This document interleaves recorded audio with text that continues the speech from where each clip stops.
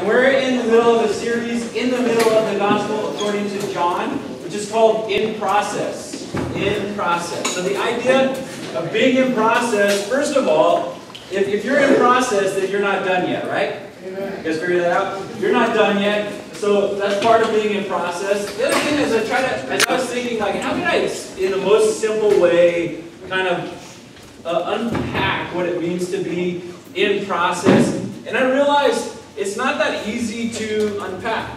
Because if anything that you do to try to like ultra simplify the process that we're in, you kind of miss the boat, right? It's not simple. You guys have figured that out yet? Life's not simple, right? But there's some things about being in process, we're not done, that there's somebody that's in charge of the process. Most of the time, we're trained as Americans to be in charge of our own process, right? You guys figured that out? We're like independent. We like autonomy. We like to be in charge. Anyone else like to be in charge of their everything? Any other control freaks in here? All right, you guys can go to the recovery. But we're in charge of the process. The process takes time. We're not done. And there's all of these things, but there are some things that we're responsible for, right? We can't get in this thing like, I don't do anything, just like it is all God's grace, but we're part of the process. God planned it that way, right? There's things that we do, habits, things like that. God uses other people in our process. God is always the center of our process when we're doing well, right? He uses community, he uses struggle, he uses so many things in the process. And so that's kind of where we're at. We're looking at this in the context of John's Gospel. And John chapter 10 particularly is a transitional chapter, okay? If you kind of diagram John, it's interesting that the last 3 quarters of John, which we're definitely in now, the last 3 quarters of John represent the last 6 months of Jesus' life, right? And a big part of that starts in the Feast of Sukkot, or the Feast of Tabernacles we've been kind of looking at. And that happens, the Feast of Sukkot is a fall feast, like September, October. In the middle of John chapter 10, starting John chapter 22, which is next week, we're going to see that he references the Feast of Dedication. If you don't know what that is, you've probably heard of Hanukkah. It's Hanukkah. And that happens around December, so that's 3 months later. And then Jesus is going to enter in very soon into Jerusalem for the Passover. That's going to happen in the spring, right? Like March, April. Okay? So this is 6 months from Jesus. John chapter 10, it doesn't tell us exactly where we're at in this, but we're somewhere between the Feast of Sukkot and the Feast of Dedication, right? Probably, I don't know, but you got to remember that John is writing a long time after this actually happens, and he's packaging it, and so he's not being specific about what day this is on, but a lot of the concepts, why this is important, a lot of the concepts we're going to look at today kind of balance between the Feast of Sukkot and the Feast of Dedication. Okay? So I'm going to read John chapter 10 all the way through 1 through 21, and then I'm just going to let you guys kind of unpack maybe some things that you see in it to start us off, and then we'll kind of dig in with some big themes that he kind of brings up. Okay? So John chapter 10, verses 1 through 21. This is Jesus speaking. He says, "Truly, truly, I say to you, he who does not enter the sheepfold by the gate, but climbs in by another way, that man is a thief and a robber. But he who enters by the door is the shepherd of the sheep. To him the gatekeeper opens. The sheep hear his voice, and he calls his own sheep by name and leads them out. When he has brought out his own, he goes before them, and the sheep follow him, for they know his voice. A stranger they will not follow, but they will flee from the stranger, for they do not know the voice of the strangers." This figure of speech Jesus used with them, but they did not understand what he was saying to them. You ever had that experience? I do not understand what you're doing in my life right now, God. Right? I don't understand what you're saying. Or you're reading through Leviticus. I do not understand what he's trying to teach me here. Right? That's normal. It says, "So Jesus again said to them, 'Truly, truly, I say to you, I am the door of the sheep. All who came before me are thieves and robbers, but the sheep did not listen to them. I am the door. If anyone enters by me, he will be saved, and will go in and out and find pasture. The thief comes only to steal and kill and destroy. I came that they may have life and have it abundantly. I am the good shepherd. The good shepherd lays down his life for the sheep. He who is a hired hand and not a shepherd, who does not own the sheep, sees the wolf coming and leaves the sheep and flees, and the wolf snatches them and scatters them. He flees because he is a hired hand and cares nothing for the sheep. I am the good shepherd. I know my own, and my own know me. Just as the Father knows me, and I know the Father, and I lay down my life for the sheep.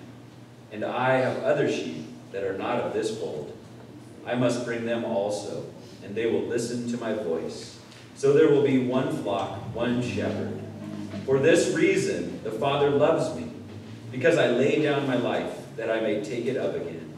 No one takes it from me, but I lay it down of my own accord. I have authority to lay it down, and I have authority to take it up again. This charge I have received from my Father. There was again a division among the Jews because of these words. Many of them said, he has a demon and is insane. Why listen to him? Others said, these are not the words of one who is oppressed by a demon. Can a demon open the eyes of the blind?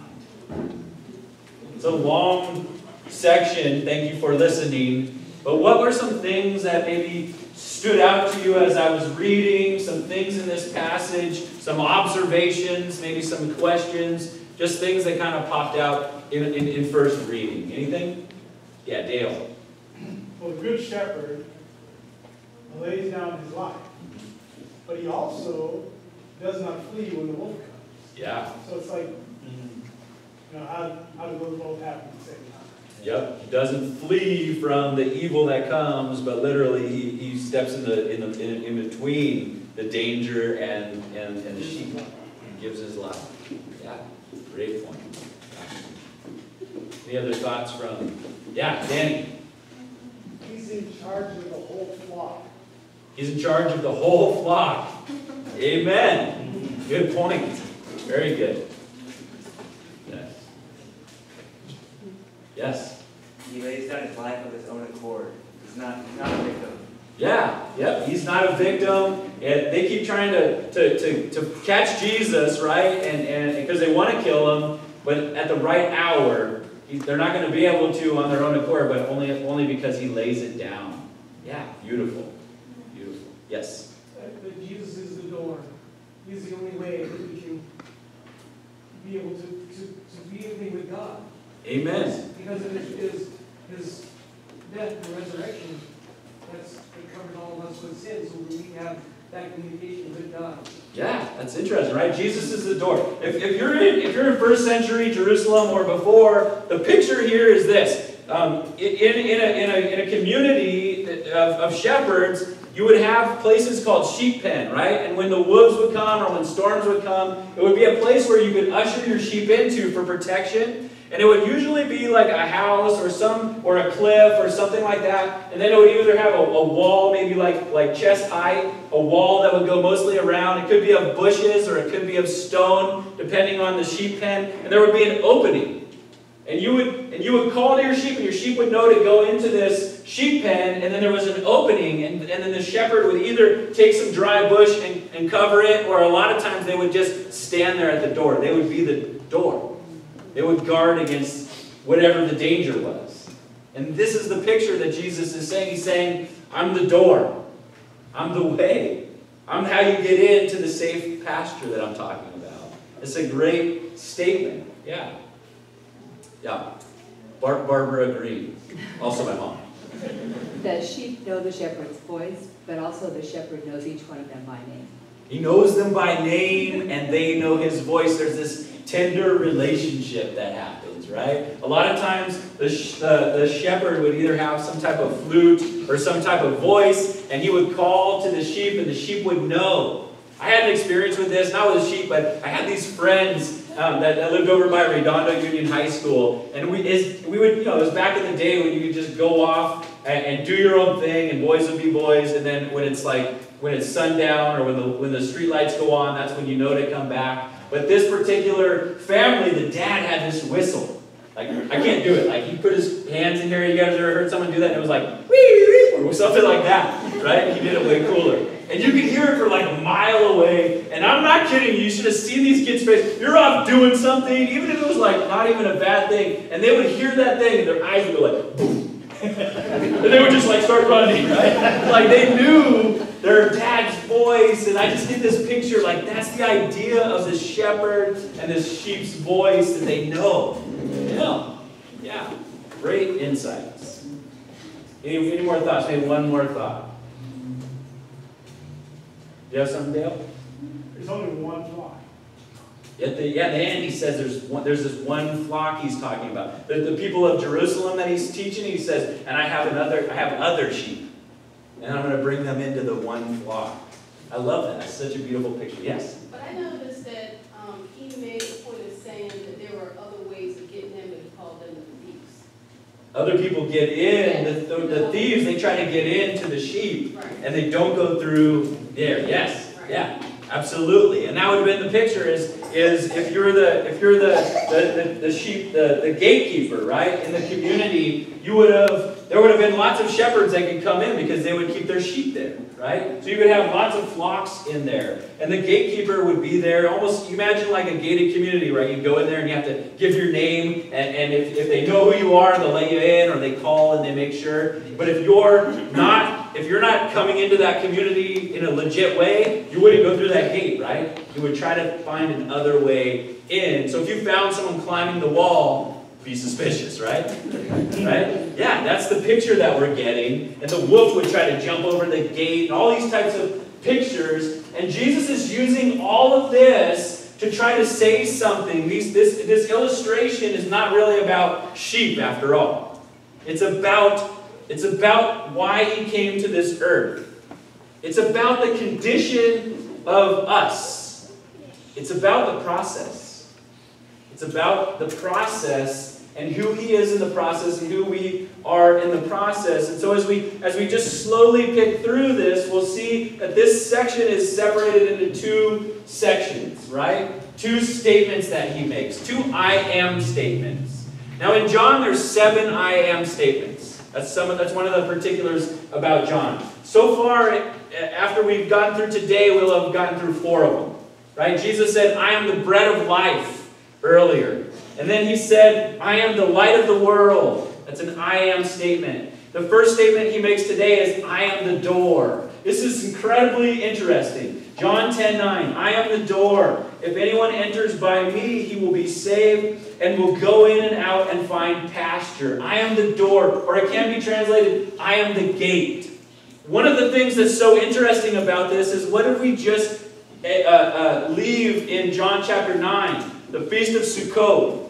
If you remember the Feast of Sukkot, one of the rituals they did was a water ceremony. They would go from the temple and they would go down to the pool of Siloam. They would get water and they would bring it back. It was the water ceremony. They would line the streets almost like the parade that at Disneyland. Everyone wanted to be a part of it. They had a special team of a special choir that would sing specifically the songs of Hallel. It's Psalm 113 through Psalm 118. They would end with the Psalm of 118. You get to Psalm 118, they would have just sung this. They would have sung, this is the gate of the Lord. Psalm 118, 20 through 22. Or this is the door of the Lord. The righteous shall enter through it. I thank you that you have answered me and have become my salvation.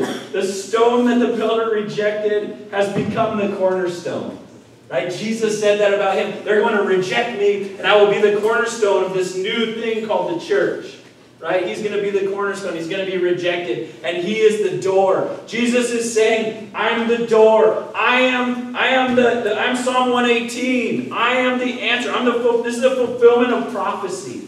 And he also ties it in to this picture that they had of shepherding. He's doing something magnificent here. Right? I am the door. The other thing he says in the second part of this is he says, I am the good shepherd. I am the good shepherd. The good shepherd lays down his life for his sheep. We looked at one of the passages that they would have read from Sukkot a few weeks ago, from Zechariah 13. I want to read it again. He says, "Awake, O sword, against my shepherd, against the man who stands next to me, declares the Lord of hosts. Strike the shepherd, and the sheep will scatter. I will turn my hand against the little ones. In the whole land, declares the Lord, 2/3 shall become cut off and perish, and 1/3 shall be left alive. And I will put this third into the fire, and refine them as one refines silver, and test them as gold is tested. They will call upon my name, and I will answer them. I will say, they are my people, and they will say, the Lord is my God." And Jesus, in this Old Testament a passage, we see this prophecy about the Messiah, that the shepherd will be stricken, and the sheep will scatter. But then he will begin to gather them back up, and he will refine them, right? What's that sound like? A process. The process of making gold pure is a process of refiner's fire, that I will put my people through the process, but the purpose of it is that I will be their God. They will be my people. The sheep, they hear my voice, they know me, and I know them by name. He's saying, I am the fulfillment of Zechariah. I am the fulfillment of Psalm 118. I am the good shepherd. The other interesting piece here is, if you remember the story we just came at the end of Sukkot, there's a blind man. Last week, Jesus heals a blind man. And the blind man has this testimony. He says, I met Jesus. He spit in the ground, turned the dirt into mud, put he anointed my eyes with the mud. He told me, go down to the pool of Siloam. Remember the water ceremony? It's all connected. Go down to the pool of Siloam, wash. And he says, after I washed, I could see again. And the Pharisees, they want to trap Jesus doing something wrong so they can accuse him and kill him. Though that is Jesus' plan too, right? But he's going to do it on his own accord, not based on their strategy. And they try to use this blind man. And they say, give glory to God. We know he's a sinner. What are they saying? We don't believe you. Tell us what we want to hear. And he keeps saying, I'm just telling you what happened, right? I don't know whether he's a sinner or not. He put mud on my eyes, went down to the pool of Siloam, washed, and now I see. They bring his parents, right? And they try to question it, try to figure it out. So these are bad shepherds. Would you agree? Yeah. They're bad shepherds. They use this man to try to get at Jesus. That is not good shepherding. They ask leading questions and insult him for his honesty. It's not good shepherding. They discard him. They kick him out of the synagogue when he's no longer useful to them, and they can't get him to do what they want. They're bad shepherds. All of this is interesting because you definitely see the symbols of Sukkot in here. Can I say that? It's definitely a lot of Sukkot. In verse 22, he's gonna reference, like I said, Hanukkah. Here's the thing with Hanukkah. This connects with that too. Hanukkah was not one of the original 7 feasts, but in the 2nd century BC, it became a holiday. And obviously, Jesus celebrated it in his day. We learned that in verse 22, right? So what Hanukkah is if you remember world history, Greece took over most of the known world, right, with Alexander the Great, right? And he conquered most of the Middle Eastern world. And he had this thing called Hellenization. He wanted to make everything Greek. Hellenization. That was their strategy. Ironically, he died before he was 40 of alcoholism, Alexander the Great. And then nobody was strong enough, powerful enough to take over, so they divided it into 4 sections, the land that he had conquered. A few generations go by, and the area of Jerusalem was under one of those 4. By the time of the 2nd century BC, this guy Antiochus IV, he liked to refer to himself as Epiphany, right? He was one of the worst leaders in world history. In that time, you would have thought of him like Hitler. You think of Hitler, you think bad leader, right? There's this guy. And he wanted to just take this idea of Hellenization and just take it to the extremes. So he goes into Jerusalem and he takes them by force. He's burning down buildings. He goes into the temple. He takes the biggest pig he can find and he sacrifices a pig, an unclean animal, in the Holy of Holies on the temple in Jerusalem, on the altar. You couldn't do anything more disgusting to these people. There couldn't be a greater hate crime to the Jewish community than this guy. Most rabbis, they reference from Daniel that talks about the desolation, the abomination of desolation in Daniel. People say this was it. That's what they believed. It was so vile. It stirred up, it awoke the sleeping giant in Jerusalem. This family particularly called the Maccabees. Big in Jewish history. They revolt up. Mattathias, known as the Hammer, right? This is before WWE even, right? This guy's name is the Hammer. And he leads this revolution in world history. It's 3 years long. And it ends with a temporary victory for Jerusalem. He goes into the temple and he cleans off the temple where they sacrificed the pig. He kicks all of these Roman people out. They start fixing things up and they rededicate the temple. The Feast of Dedication. It's 8 days long, not because of the light, like you might have heard, but because it's the last thing that happened was the Feast of Sukkot, and they didn't get to celebrate it. So they decided to celebrate it in December, and from then on, it became this Feast of Dedication. And during this season, for the Jews, at the time when Jesus comes on the scene, the Feast of Dedication, it was remembering that the temple had been taken by Babylon. They've been taken into exile. And then it was taken again after Ezra rebuilds it, and it was taken again. And they would have thought, what do we keep doing wrong? What do we keep doing wrong? It was a time of reflection. A lot like our time of the New Year's resolutions. There's times in when we an election year like we're in right now, we start to think about these things. What are we doing wrong? What could be better? What could we do different?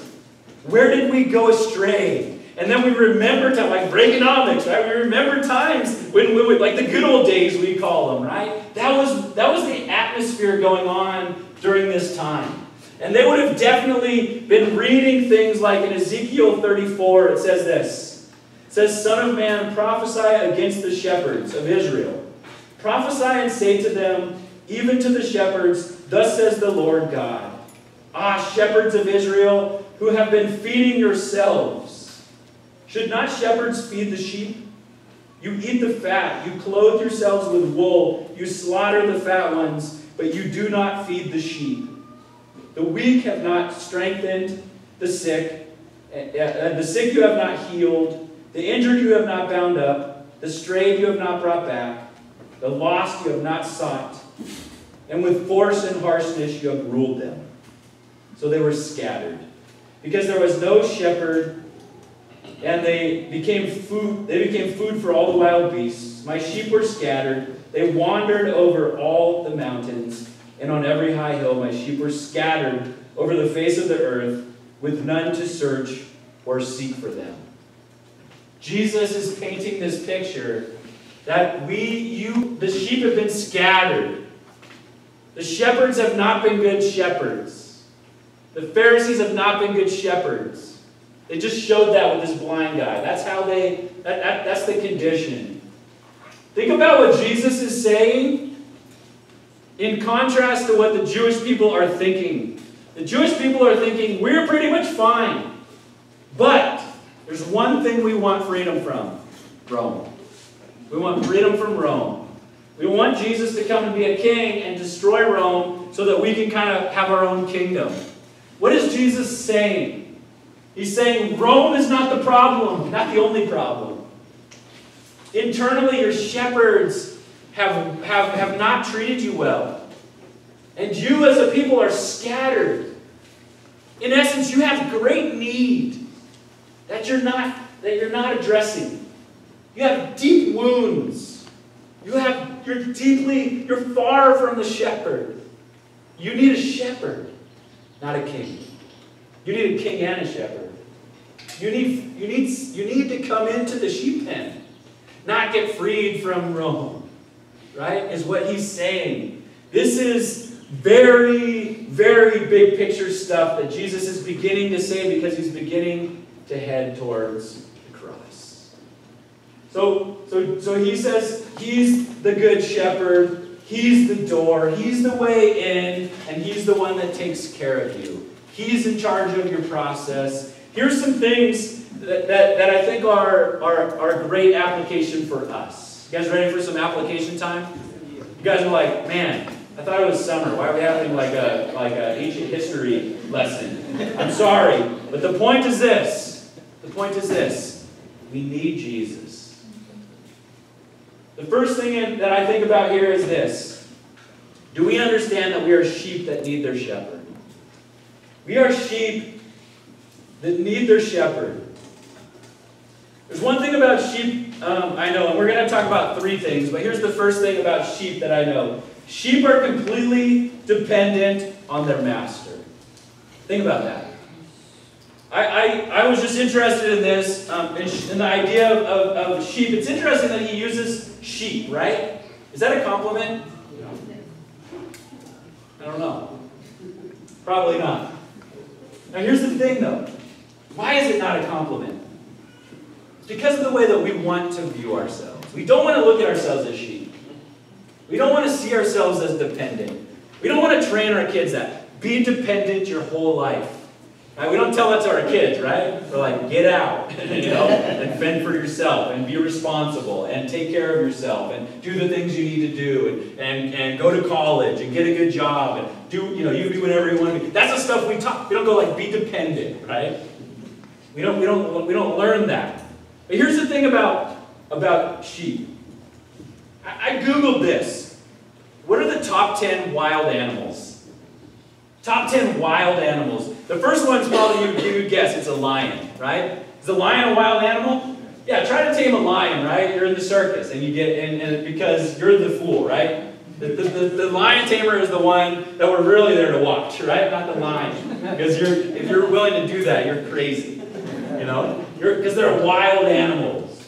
The second thing I think was a wolf, right? It references in here. A wolf is a wild animal. You can't control a wolf, right? Wolves are wild animals. The third one I thought was interesting. It was a giraffe. Giraffe is a wild animal. Because you can't tame a giraffe. Go to the zoo and go to the giraffe attraction. It's almost never the most entertaining. Why? Because they're not good when they're domesticated. But you see them out in the wild. People talk about safaris. Giraffes are awesome to watch. They are wild animals designed to be on their own, out in the wild. There's one video, don't Google this unless you want to, but there's this lion that literally comes up against this giraffe, and you would think, oh, who's going to win? That's easy, right? That's like, like Ronda Rousey when she got upset. That was this video, right? The giraffe, I didn't know this, they kick backwards as one of their defense mechanisms. And it kicks this lion, and the lion's head, no joke, almost comes off, and it dies. I don't know if you think that's gross, or if you think that's awesome, but I would say the right answer is that's awesome. Because this is a wild animal. And the fourth one was an eagle, right? And we think about eagles flying. The fifth one I still haven't figured out. It was a turtle. And we won't go on, but there's these wild animals. But here's my point. You know what wasn't on that list?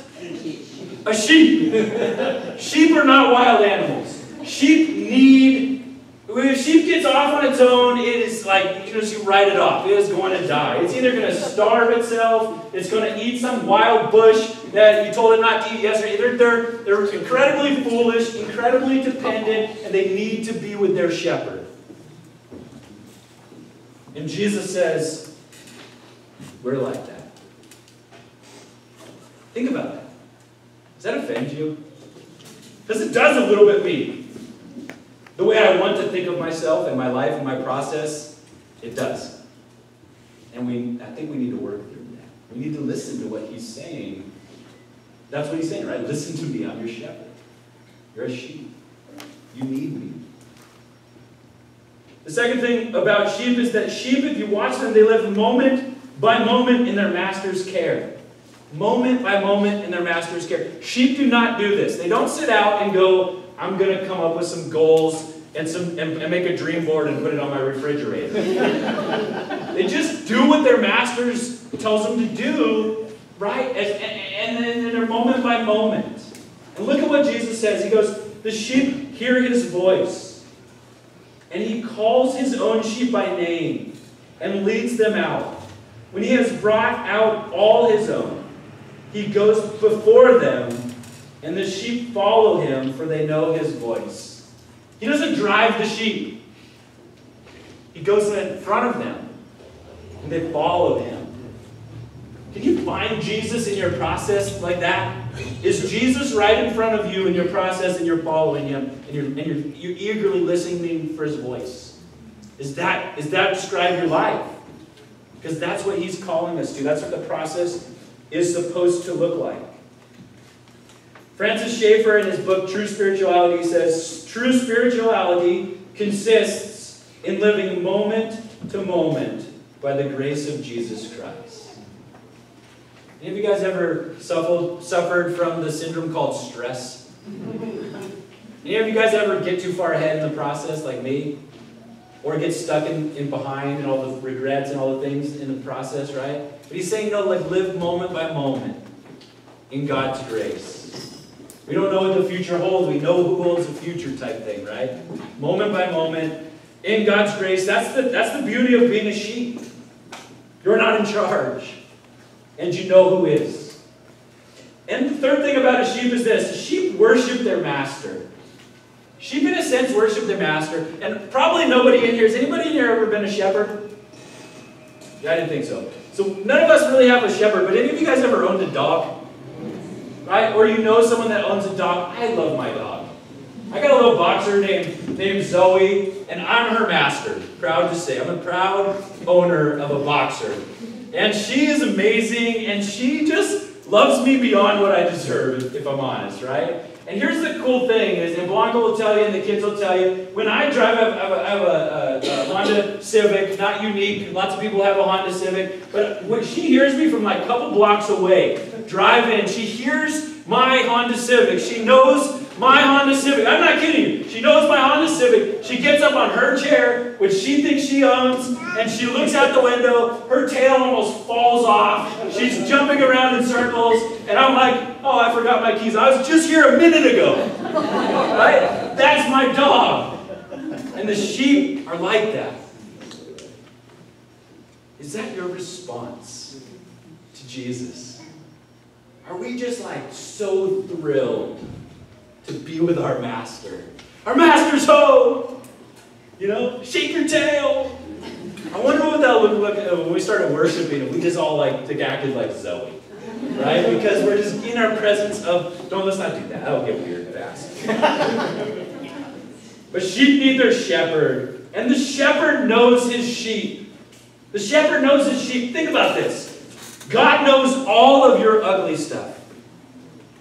We spend so much time. It's part of being human. The original humans, right? Adam and Eve, they sinned. They felt shame and they hid from God. Because they didn't want him to see. You don't want him to, if anybody knew the real me, they wouldn't like me. If you've never had that thought, I mean, I've had that thought all the time. I'm going to go into this new situation. Will they like me? How can I change myself so that I won't feel so weird or so awkward or so wrong, right? And here's what it's saying. It's like in Psalm 139. God knows everything about you and he still likes you. That's amazing. He knows. He knows. You don't need to hide. When you're his sheep, he just likes you. He just likes you for who you are. And he likes you so much that he won't let you stay that way. He keeps you moving in on the process. And he leads it. But he knows all of your ugly stuff. Here's something we don't often credit to God. God knows all of your beautiful stuff. It's not all ugly. You guys have probably experienced this. There's probably things about you that are lovely. And people don't look past whatever it is that they're looking past and really appreciate it. But he does. God made you the way that he made you. And he likes it. We're not all the same. You may look at yourself and say, I wish I had that talent or that talent. He knows what talents you have, and He absolutely loves it. None of His sheep are more favorite than the other. He loves each of His sheep. He loves each of His sheep. He loves all the little blemishes, right? If you were more perfect in your eyes, you would be less perfect in His, I think. He loves everything about you.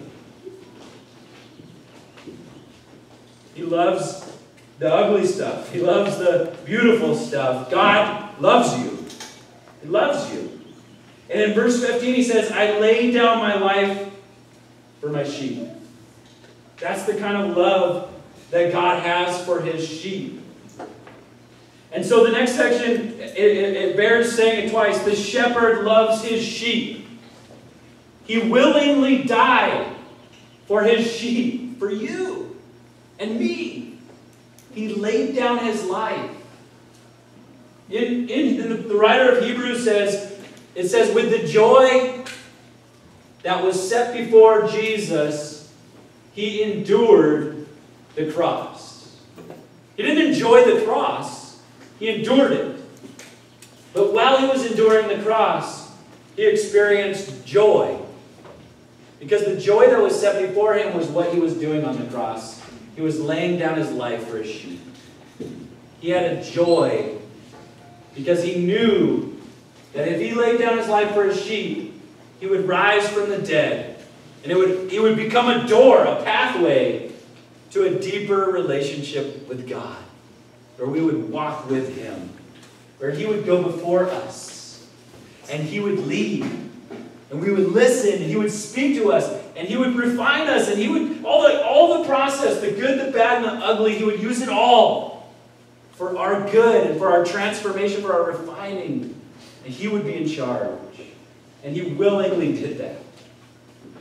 The Good Shepherd lays down His life for His sheep. Second, we see that He wants to adopt more sheep. We could have the worship team come back up. He says, like Dale said, and I have other sheep that are not of this fold, and I will bring them also. And they will listen to my voice, so there will be one flock, one shepherd. He wants to adopt more sheep.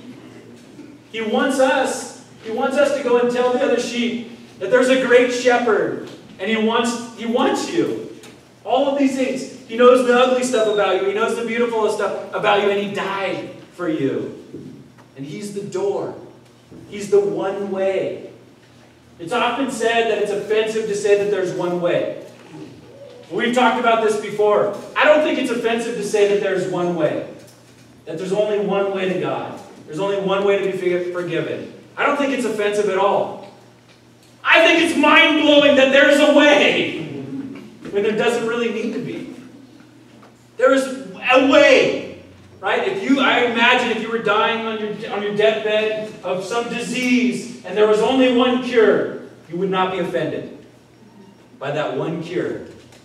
You would be blown away if there was a cure at all. And Jesus is saying, I'm the door. I'm the way, and I want more sheep.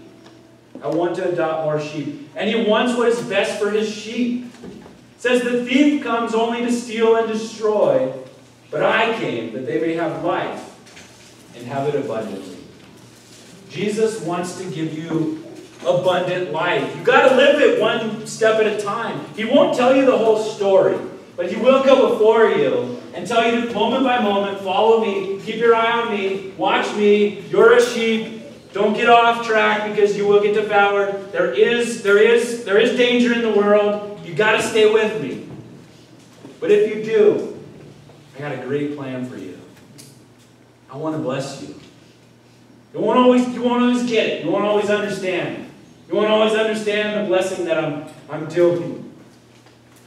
And so as we prepare for worship, I want to read one other passage that Jesus said, and it's from Luke 15. I'll read it and then we'll worship. In Luke 15, it's about shepherding and sheep. He says, now the tax collectors and sinners were all drawing near to Jesus. And the Pharisees and the scribes grumbled, right, because they're bad shepherds, saying, this man receives sinners and eats with them. Right? That's one of the things I love about Jesus. That was what they hated about Jesus. So he told them this parable. He said, what man of you, having 100 sheep, if he has lost one of them, does not leave the 99 in the open country and go after the one that is lost until he finds it? And when he has found it, he lays it on his shoulders, rejoicing. And when he comes home, he calls together his friends and his neighbors, saying to them, rejoice with me, for I have found my sheep that was lost. Just so I tell you, there will be more joy in heaven over one sinner who repents than over 99 righteous persons who need no repentance.